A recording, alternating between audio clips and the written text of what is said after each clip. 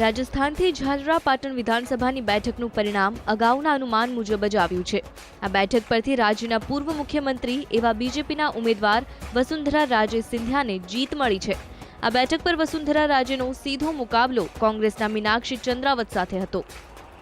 વસુંધરા રાજેની જીતના કારણો: 1. ભાજપે વસુંધરા રાજેને અગાઉથી જ ઉમેદવાર જાહેર કર્યા। 2. મોંઘવારી અને ભ્રષ્ટાચાર મુદ્દે સરકાર વિરોધી માહોલ। 3. સતત 2 ટર્મ બાદ રાજ્ય સરકાર વિરોધી લહેર ઊભી થઈ। ગ્વાલિયરના શાસક શિવાજીરાવ સિંધિયાના ચોથા સંતાનના રૂપમાં 8 માર્ચ 1953ના રોજ વસુંધરા રાજેનો જન્મ મુંબઈમાં થયો હતો। વર્ષ 1994ના રોજ બીજેપી કાર્યકારિણીમાં સામેલ થયા હતા અને વર્ષ 1998-1999માં તેઓ વાજપેયીની સરકારમાં વિદેશી રાજ્યમંત્રી બન્યા હતા। એટલું જ નહીં, 1 ડિસેમ્બર 2003ના રોજ વસુંધરાને રાજ્યના મુખ્યમંત્રીનો તાજ પણ મળ્યો હતો। સંગીત, ઘોડેસવારી, ફોટોગ્રાફીના શોખીન એવા વસુંધરા રાજેમાં ફરી એકવાર રાજસ્થાનના ઝાલરાપાટનના મતદાતાઓએ વિશ્વાસ જગાવ્યો છે।